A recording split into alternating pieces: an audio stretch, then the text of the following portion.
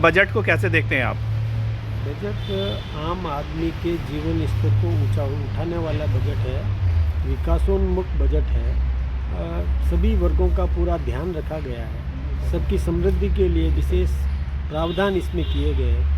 और सबसे बड़ी बात तो जो मध्यम वर्ग है उसको 12 लाख इनकम तक टैक्स नहीं देना है, ये उसके लिए वरदान साबित हुआ है। कोई नहीं सोचता था, लोग सोचते थे कि अधिक से अधिक यदि कोई राहत देंगे तो 10 लाख तक की देंगे, लेकिन 12 लाख तक का दे दिया। यही नहीं, इसके अलावा 0 से 4 लाख तक की इनकम पर जीरो, आम दूसरे वर्ग के लिए भी है तो जीरो टैक्स हो।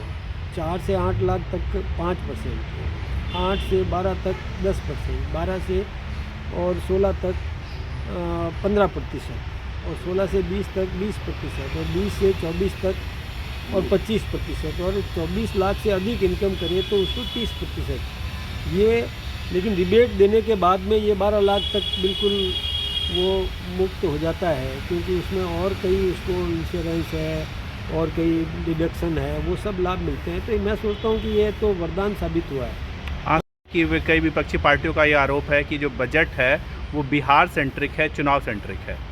देखिए, जिस नज़रिए से जो देखेगा बजट, उस नज़रिए से उसको ध्यान में आएगा।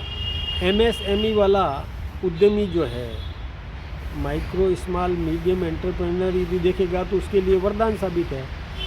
जो किसान देखेगा तो किसान के लिए वरदान साबित है कि तिलहन के क्षेत्र में हम आत्मनिर्भर बनने वाले हैं।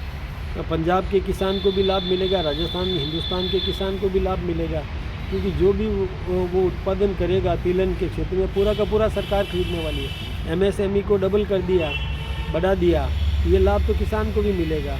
युवाओं को रोज़गार के लिए मुद्रा योजना जो है उसमें 20 लाख तक कर दिया, ये कोई कम बात नहीं है।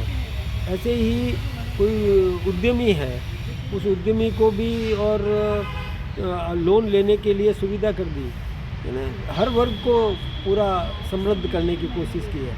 अब रहा बिहार की बात, तो बिहार में बहुत पिछड़ा हुआ था। लालू यादव और उनकी पूरी टीम ने मिलकर के बिहार को बहुत पीछे कर दिया, और यही कारण है कि बिहार में विकास की आवश्यकता है।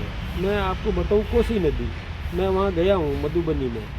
कोसी नदी दिशा बदलती रहती है, प्रति वर्ष दिशा बदलती है। जिस दिशा में बढ़ती है उधर तबाही मचा लेती है, फिर अगली वर्ष दूसरी दिशा में बढ़ जाती है, वहाँ तबाही मचा लेती है। ये हमारे पंचारिया जी भी वहाँ रहे मधुबनी में, तो हमने वो प्रत्यक्ष अपनी आंखों से देखा है। वहाँ नहरों का सुदृढ़ीकरण करना बहुत आवश्यक था, तो ये तो ज़रूरत है, वहाँ बिहार की ज़रूरत थी। ऐसे ही एयर कनेक्टिविटी बढ़ाने के लिए और एयरपोर्ट का और विकास करना ये बहुत ज़रूरी था। बहुत पुअर है वहाँ एयर कनेक्टिविटी, तो ठीक है, उस क्षेत्र को भी, वो भी देश का हिस्सा है, उसको भी और विकास का अवसर मिलना चाहिए।